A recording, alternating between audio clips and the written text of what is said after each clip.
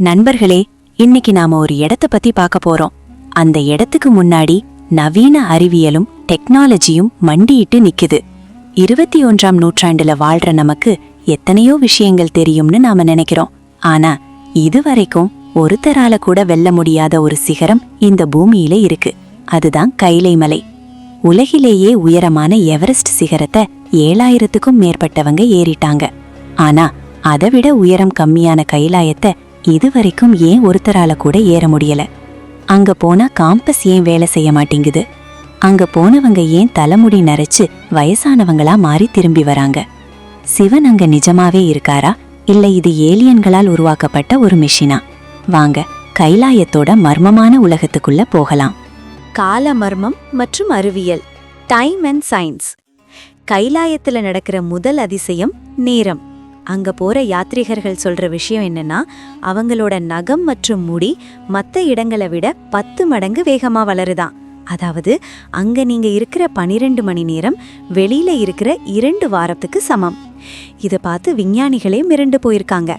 கைலாயம் ஒரு டைம் வார்டெக்ஸா இருக்கலாம்னு ஒரு தியரி இருக்கு. அடுத்தது, கைலாயம்தான் பூமியின் மைய புள்ளி, ஆக்சிஸ் முண்டி. உலக வரைபடத்துல மர்மமான இடங்களான இங்கிலாண்டோட ஸ்டோன்ஹெஞ்ச் மற்றும் ஈஸ்டர் தீவுகள், இந்த ரெண்டுக்கும் சரியா நடுவுல இந்த கைலாயம் அமைஞ்சிருக்கு. இன்னொரு ஆச்சரியம், கைலாயத்துல மேக்னெட்டிக் ஃபீல்ட் அவ்வளவு அதிகமாயிருக்கு. அதனால தான் அங்கே திசை காட்டும் கருவி கூட வேலை செய்யாம தறிக்கெட்டு சுத்துது. யாரும் ஏற முடியாத மர்மம், தி ஃபர்பிடன் பீக். நிறைய மலையேற்ற வீரர்கள் கைலாயத்தை ஏற முயற்சி பண்ணியிருக்காங்க. 1920 2000 வரைக்கும் பல நாடுகள் கோடிக்கணக்கான ரூபாயை செலவு பண்ணி டீம் அனுப்புனாங்க.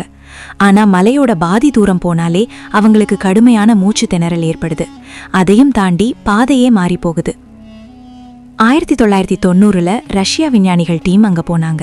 அவங்க சொன்ன விஷயம் என்ன தெரியுமா? நாங்க மேலே ஏற ஏற மலை அப்படியே உருமாறி வழி மாறுது. எங்களால உச்சியை பார்க்கவே முடியல. ஒரு கட்டத்துல மலையே எங்களை பார்த்து சிரிக்கிற மாதிரி ஒரு பயங்கரமான உணர்வு வந்துச்சுன்னு சொல்லி பாதியிலேயே திரும்பி வந்துட்டாங்க. திபெத்திய புராணங்கள் படி அங்க தகுதி இல்லாத மனிதர்கள் யாரும் கால் வைக்க முடியாது.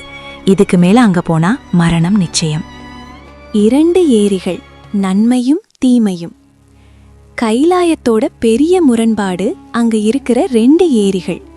ஒன்னு மானசரோவர், இன்னொன்னு ராட்சஸ்தல். மானசரோவர் ஏரி பார்க்க சூரியன் மாதிரி வட்டமா இருக்கும். இதோட தண்ணி சுத்தமான நன்னீர். இங்க காத்தே இல்லாம கூட அலைகள் அவ்வளவு அமைதியா இருக்கும். இத தேவர்களின் ஏரின்னு சொல்றோம். ஆனா அதுக்கு அப்படியே பக்கத்திலேயே இருக்கிற ராட்சஸ்தல் ஏரிய பாருங்க. இது நிலா, கிரிசன்ட் மூன் வடிவத்துல இருக்கும். இது உப்பு தண்ணி ஏரி. இங்க காத்தே இல்லனாலும் அலைகள் ஆக்ரோஷமா அடிக்கும். இத ராவணன் தவம் செஞ்ச பேய் ஏரின்னு சொல்றாங்க. இந்த 2 ஏரிகளும் மனுஷனோட குணமான அமைதி மற்றும் ஆக்ரோஷத்தை குறிக்குது. இந்த 2க்கும் நடுவுல ஒரு மெல்லிய கோடி தான் இருக்கு. கடைசியா ஒரு அதிரடியான விஷயம். ரஷ்ய விஞ்ஞானி ஏர்ன்ஸ்ட் முல்டாஷேவ் என்ன சொல்றார்னா, கைலாயம் ஒரு மலையே கிடையாது, அது ஒரு மிகப்பெரிய மனிதனால் உருவாக்கப்பட்ட பிரமிட் அப்படின்னு சொல்றாரு. இதோட 4 பக்கங்களும் சரியா 4 திசைகளை நோக்கியே இருக்கு.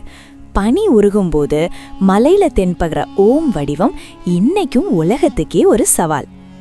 விஞ்ஞானம் என்னதான் விளக்கம் கொடுத்தாலும் பக்தர்களுக்கு இது ஆதி சிவன் வாசம் சேர புண்ணிய பூமி. நீங்க உங்க வாழ்க்கையில ஒரு முறையாவது கைலாயம் போகணும்னு ஆசைப்படுறீங்களா? அப்போ கமெண்ட்ல ஓம் நம சிவாயான்னு பதிவிடுங்க. இந்த தகவல்கள் உங்களுக்கு பிடிச்சிருந்தா வீடியோவை லைக் பண்ணுங்க. அடுத்த மர்மமான பயணத்துல சந்திப்போம்.